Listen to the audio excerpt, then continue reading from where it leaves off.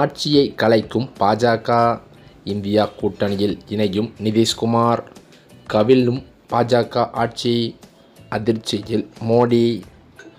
தமிழ்நாட்டின் அரசியல் சூழலானது வருகின்ற 2026 சட்டமன்ற தேர்தலை எதிர்நோக்கி முக்கிய தலைவர்களின் கட்சி தாவல்கள் மற்றும் கூட்டணி பேச்சுவார்த்தைகள் என புயல் வேகத்தில் வேகமெடுத்திருக்கிறது என்றே சொல்லலாம். சமீபத்தில் நடந்து முடிந்த பீகார் சட்டமன்ற தேர்தலில் காங்கிரஸ் கட்சியானது படுதோல்வியை சந்தித்த நிலையில் காங்கிரசின் தலைமை பொறுப்பை மாற்றுவதற்கு காங்கிரசின் ராகுல் காந்தி அவர்கள் அதிரடி முடிவு ஒன்றை எடுத்துள்ளதாக தகவல்கள் வெளியாகி வருகிறது. அதாவது 243 இடங்களில் போட்டியிட்ட இந்தியா கூட்டணியில் வெறும் 6 இடங்களில் மட்டுமே காங்கிரஸ் வெற்றி பெற்றுள்ளதால் காங்கிரஸ் கட்சியின் எதிர்பார்ப்புகள் அனைத்துமே குழிதோண்டி புதைக்கப்பட்டுள்ளதாக சொல்லப்படுகிறது. அதாவது சமாஜ்வாடி கட்சி தலைவர் அகிலேஷ் யாதவ் இந்தியா கூட்டணிக்கு தலைமையேற்க வேண்டும் என்று லக்னோ மத்திய தொகுதி எம்எல்ஏ ரவிதாஸ் மோஹத்ரா வலியுறுத்தியதாக தகவல்கள் வெளியாகியுள்ளது. பீகாரில் தேர்தல் முடிவுகளுக்கு பிறகு பாஜகவிற்கு 2 விஷயங்களில் குழப்பம் ஏற்பட்டிருக்கிறது. முதலாவதாக, அதாவது முதல்வர் யார் என்ற குழப்பமானது இருந்து வருகிறதாம். தேசிய ஜனநாயக கூட்டணியில் இருந்து பீகாரின் முதல்வராக யார் வந்தாலும் இந்த முறை அமைச்சரவை அமைப்பு முழுமையாக மாற்றப்படும். முதல் முறையாக 5 கட்சிகள் அமைச்சரவையில் பிரதிநிதித்துவப்படுத்தப்படும்.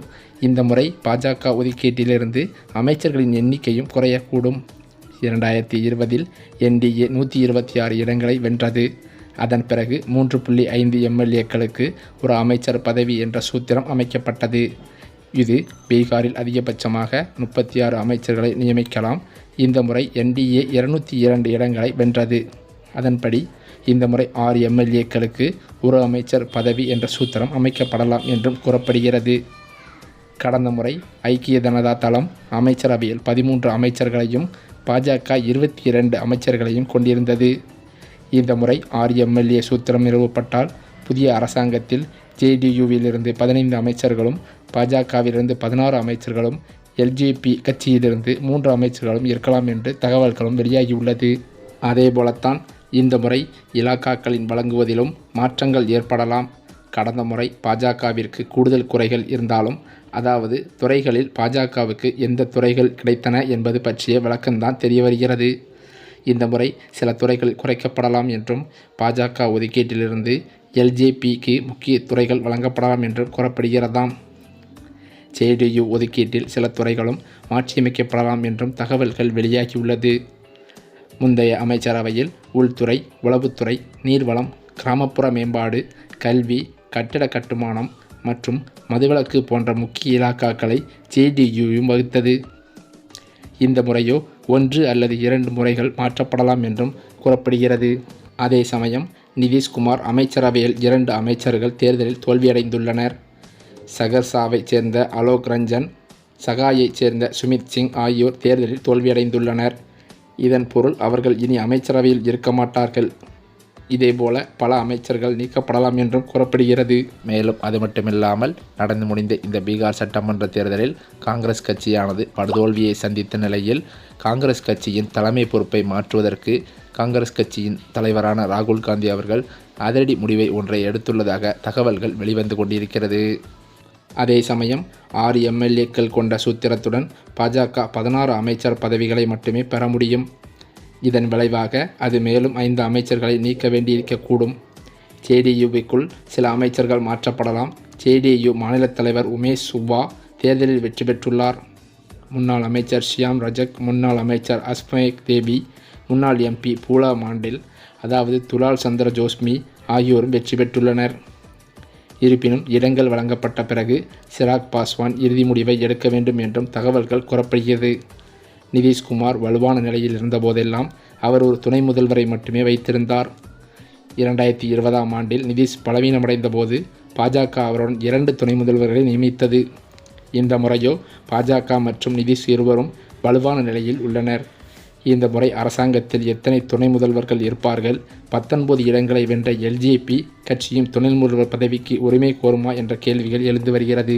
இந்த சூழ்நிலையில் தேசிய ஜனநாயக கூட்டணியின் பீகாரில் மாபெரும் வெற்றி வெறும் கூட்டணிக்கும் பாஜகவிற்கும் மட்டுமின்றி பிரதமர் நரேந்திர மோடிக்கும் புத்துயிர் அளிப்பதாகவே அமைந்துள்ளது. கடந்த ஆண்டு லோக்சபா தேர்தலில் பாஜக பெரும்பான்மை பெற தவறிய போது தற்போது கடந்த காலமாகிவிட்டது. அதன் பிறகு மகாராஷ்டிரா, ஹரியானா, டெல்லி மற்றும் இப்போது பீகார் பொதுத் தேர்தலுடன் ஒரே நேரத்தில் நடைபெற்ற ஒடிசாவை தவிர்த்து ஆகிய மாநிலங்களில் கட்சி வெற்றிகளை பெற்றுள்ளது. அது மட்டுமின்றி மே 2024 லோக்சபா தேர்தலுக்கு பிறகு அது எதிர்கொண்ட அதாவது ஏறக்குறைய அனைத்து மாநில தேர்தல்களிலும் பாஜக முந்தைய சட்டமன்ற தேர்தல்களை விட தனது செயல்திறனை மேம்படுத்தியிருக்கிறது என்றே கூறலாம். அவ்வாறு பார்த்தால் பீகாரில் 2020 பாஜக போட்டியிட்ட 110 இடங்களில் 74ஐ வென்றது. அதன் வெற்றி சதவீதமானது 67.27. இம்முறையோ அது போட்டியிட்ட 101 தொகுதிகளில் 89ஐ வெல்ல தயாராக இருக்கிறது. அதன் வெற்றி விகிதத்தை பார்த்தால் ஈர்க்கக்கூடிய 88.11ஆக இருக்கிறது. இது எவ்வாறு மேம்பட்டுள்ளது என்றே பலரும் ஆச்சரியத்துடன் பார்த்து வருகின்றனர். கூட்டணியில் சிக்கல்கள் இருந்தாலும் பீகாரில் பாஜக போட்ட ஒரு சூதாட்டம் வெற்றி பெற்றிருக்கிறது. லோக் ஜனசக்தி கட்சி தலைவர் சிராக் பாஸ்வான் மீதான நம்பிக்கை பலனளித்திருக்கிறது என்றே சொல்லலாம். இது கூட்டணி தலைவர் நிதிஷ்குமாருக்கு அப்பாற்பட்ட அரசியலுக்கான களத்தை பாஜகவிற்கு தயார் செய்ய உதவும் என்றே சொல்லலாம். மேலும் இந்த முடிவுகள் அடுத்த ஆண்டு வரவிருக்கும் தொடர் மாநில தேர்தலுக்கு அடித்தளமிடும். இது பாஜகவிற்கு நல்ல செய்தியாகும். ஏனெனில் அசாமில் தவிர்த்து மற்ற மாநிலங்களில் அது ஒரு முக்கிய சக்தியாகவே இல்லை. அடுத்ததாக வரும் மேற்கு வங்கத்தில் ஆளும் திரிணாமுல் காங்கிரஸ் கட்சிக்கு பாஜக கடுமையான சவாலை எதிர்கொள்கிறது என்றும் தகவல்கள் வெளிவருகின்றன. பீகார் தேர்தல் அறிவிக்கப்படுவதற்கு 6 மாதங்களுக்கு முன்பு சிறப்பு வாக்காளர் பட்டியல் திருத்த பணியின் போது 65 லட்சம் வாக்காளர்கள் நீக்கப்பட்டதாக காங்கிரஸ், RJD உள்ளிட்ட இந்தியா கூட்டணி கட்சிகள் குற்றம் சாட்டி வந்தன. மேலும் அது மட்டுமில்லாமல் பீகாரில் நடந்த சட்டசபை தேர்தலில் பாஜக கூட்டணியானது 202 தொகுதிகளை வென்று அபார வெற்றி பெற்றிருப்பது இந்த வெற்றிக்கு திமுகவின் விமர்சனங்களும் ஒரு காரணம் என்று சமூக வலைதளங்களில் பலரும் கூறி வருகின்றனர். ராகுல் காந்தி, முதல்வர் ஸ்டாலின், தேஜஸ்வி யாதவ் ஆகியோர் ஒன்றாக இருக்கும் படத்துடன் இந்த விமர்சனங்கள் பரவி வருகிறது. ராகுல் காந்தி மகாராஷ்டிராவில் ஓட்டு திருட்டு நடந்ததாக கூறியதைப் போல பீகாரிலும் ஓட்டு திருட்டு நடக்கிறது என்று கூறி ஆகஸ்ட் 17 முதல் 15 நாட்கள் வாக்காளர் அதிகார யாத்திரை நடத்தினார். ஆகஸ்ட் 27 அன்று பாட்னாவில் நடந்த யாத்திரையில் முதல்வர் ஸ்டாலினும் கலந்து கொண்டு பேசி வந்தார் என்பதும் குறிப்பிடத்தக்கது. அந்த படத்தை வைத்து பாஜக பிரச்சாரம் செய்தது. தமிழகத்தில் பணியாற்றும் பீகார் மக்களை இழிவுபடுத்தும் திமுக தலைவரை அழைத்து வந்து ராகுலும் தேஜஸ்வி யாதவும் பீகாரை அவமானப்படுத்திவிட்டதாகவே கூறியது. பிரச்சார கூட்டங்களில் கூட பிரதமர் மோடி, கர்நாடகா, தெலுங்கானா காங்கிரஸ் தலைவர்கள் பீகார் மக்களை அவதூறு செய்கின்றனர், தமிழகத்தில் பீகார் தொழிலாளர்களை திமுக துன்புறுத்தியிருக்கிறது என்றார். இதற்கு ஸ்டாலின் கண்டனம் தெரிவித்தும் வந்ததும் குறிப்பிடத்தக்கது. இந்த சூழ்நிலையில்தான் தற்போது பாஜக கூட்டணிக்கு மீண்டும் ஒரு தலைவலி உருவாகியிருப்பதாகவே அதிர்ச்சி தகவல்கள் வெளியாகியுள்ளது. அதாவது பீகாரில் நடந்த சட்டமன்ற தேர்தலில் காங்கிரஸ் ஆனது படுதோல்வியை சந்தித்த நிலையில் பாஜகவிற்கு நிதிஷ்குமார் தலைமையில் ஒரு சிறப்பான வெற்றி கிடைத்துள்ளது. இந்த NDA கூட்டணியால் தான் மிகப்பெரிய பிரச்சனையே உருவாகிறதாம். என்னவென்று பார்த்தால் நிதிஷ்குமார் தற்போதைய தேர்தலோடு 10வது முறையாக முதல்வர் வேட்பாளராக தேர்ந்தெடுக்கப்பட்டுள்ளதாக பாஜக கூட்டணியில் தகவல்கள் வெளியான நிலையில் இப்போது நிதிஷ்குமார் அதிலிருந்து விலகுவதாக அதிரடி அறிவிப்பை ஒன்றை வெளியிட்டிருப்பதாக தகவல்கள் வெளியாகி வருகின்றன. மேலும் அது மட்டுமில்லாமல் தற்போதைய சூழலில் நிதிஷ்குமார் அவர்கள் பாஜக கூட்டணியிலிருந்து வெளியேறுவதாக அதிர்ச்சி தகவல்கள் கசிந்துள்ளது. ஏனென்றால் ஆட்சியை பிடிக்கும் அளவிற்கு நிதிஷ்குமாரின் ஆதரவு இருப்பதால் தான் மோடி அவரை கண்டுகொள்ளவில்லை என்று அவரது ஆதரவாளர்கள் மத்தியில் தகவல்கள் வெளியாகியுள்ளது. இதனால் தான் நிதிஷ்குமாரின் முடிவு மாற்றப்பட்டதாகவும் சொல்லப்பட்டு வருகிறது.